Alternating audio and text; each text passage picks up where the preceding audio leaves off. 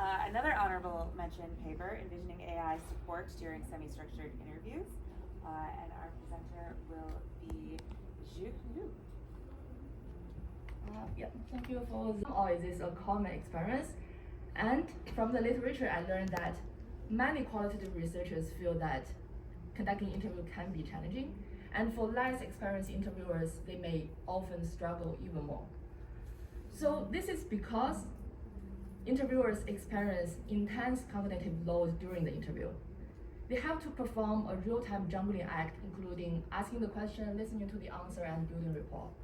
All of these multitasking happened under tight time constraint, while the interviewers must interpret verbal and nonverbal cues through multimodal channels.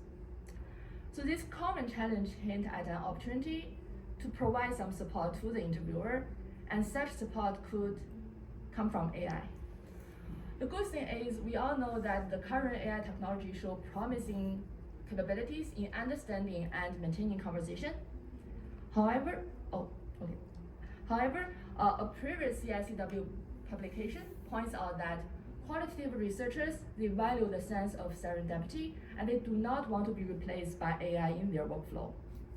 Therefore, we came to the assumption that we don't want AI to conduct interview for us, but we might want an AI assistant to support us while we conduct the interview. So this points us to a solution through human or more specifically interviewer AI collaboration. So now we have this solution with interviewer AI collaboration. Are there any research gaps? And yes, there are.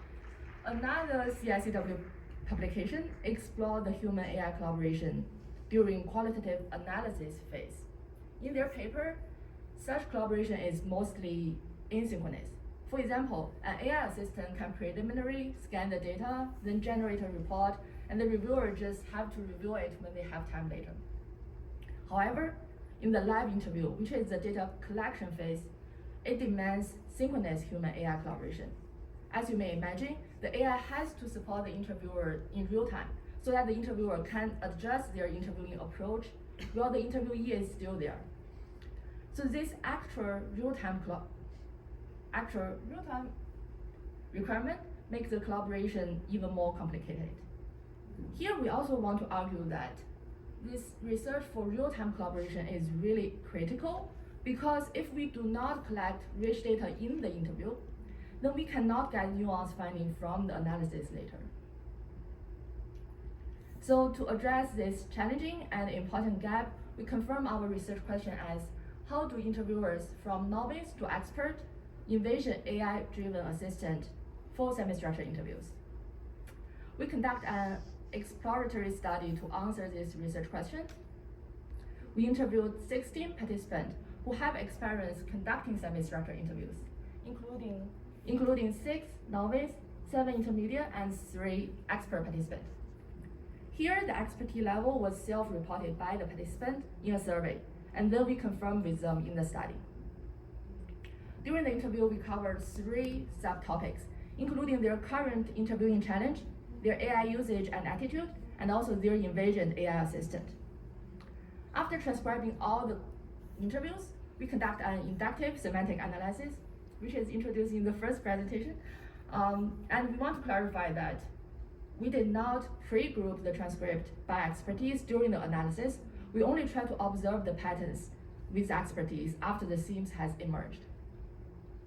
So our analysis found that under the umbrella role of the interviewer, participants see themselves in 3 sub-roles: as a researcher, as a conversational partner, and as a learner.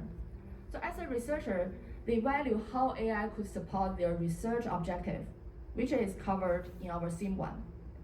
And as a conversational partner, they hope AI can facilitate the interpersonal communication, which we explained in theme 2. And as a learner, they care about how AI may impact their long-term skill development, which we report in theme 3. So we found that theme 1 and 2 generally applies to all participants across all expertise. Well, for theme 3, we observed diverse perspectives with expertise, which I will present later. So theme 1 tells us that participants want AI to support their research objective by enhancing the navigation, reducing their cognitive load, and adapting protocol. For instance, on adapting protocols, P2 told us that I feel some early interviews bring up interesting point that it seems like a waste not to bring up in the later interviews. A preliminary scan from AI on early interviews definitely would help, meaning helping him identify those interesting points and adapt the protocol for later interviews. In Sim 2, participants share opinions on AI facilitating interpersonal communication with regard to the power balance, emotional care, and AI disclosure. Here I will introduce emotional care as an example, and you are welcome to check our paper for more details. Our participants were open to AI performing real-time emotion detection to better understand their interviewees' emotion states. However, they become extremely cautious about letting AI handle emotion-related scenario. I want to share this impressive quote from P6, who said, "I believe empathy comes with age, experience, and one's own struggle in life. Letting a machine decide for you takes away your capacity to empathize with another person and to make them feel a little less vulnerable." Then in Sim 3, we observed diverse opinions from novice, intermediate, and expert participants about AI's impact on long-term skill development. Regarding the task itself, interestingly, novice participant and expert participant described it as easy, organic, and even fun, while intermediate participants found it challenging and overwhelming. During the interview, novice participants clearly prioritized immediate research objective over their own skill growth. This is in sharp contrast to intermediate participants who want rich data for sure, but also deeply value their own skill development. Expert participant, however, cares more about the overall interviewing experience, both for both themselves and their interviewee. Regarding concerns about over-reliance on AI, novice participants barely mentioned it. Intermediate participants share strong and deep concerns. As P4 noted, I have concerns that if I do not practice my ability and develop those skills by myself, but just use AI for everything, I'm going to lose that skill. Although expert participants did not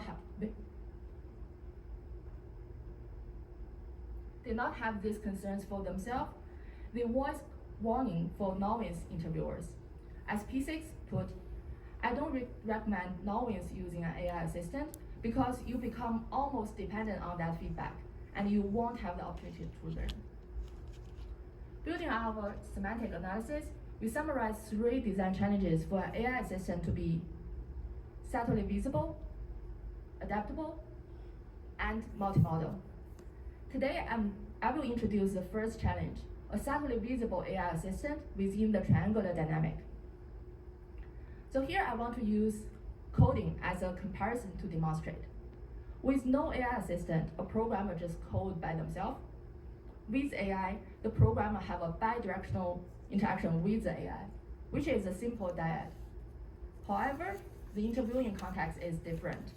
Because with no AI, there is already an interaction between the interviewer and the interviewee, and we definitely want to enhance this primary interaction. Then we introduce an AI assistant to this scenario.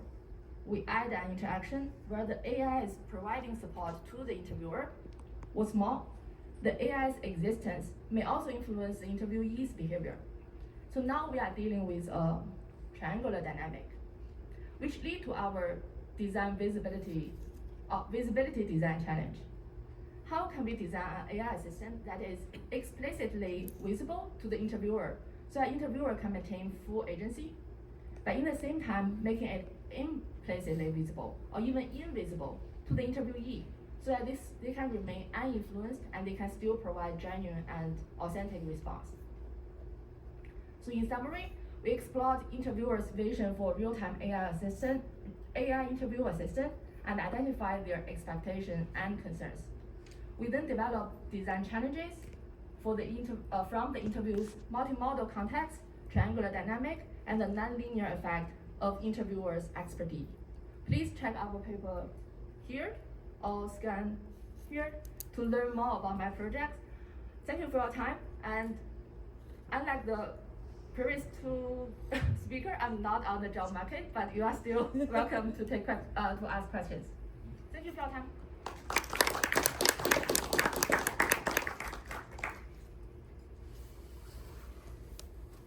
Other questions? Eric? Hi, Eric Bomer, University of Toronto. I have two questions and I can't decide which one to ask, so I'm just gonna mentally flip a coin. I almost hate to be asking the same thing for like 15 years, but I'm wondering if you can expand on situations where your interviewees thought that AI support didn't belong. The one that you mentioned was detecting and responding to a participant's emotional state, right? That was something that they did not want AI to do. What are other kinds of implications not to design? What are other places where it would be inappropriate or disruptive or harmful to have this kind of a technological intervention? First of all, I think that's a tricky question, which is slightly out of the scope of my project because I am focusing more on the interviewer part. So a lot of the concern is from the interviewer's part, they feel their interviewees may dislike some kind of AI real-time assistant. I do feel we need to talk directly to the interviewee and to identify what they really don't want.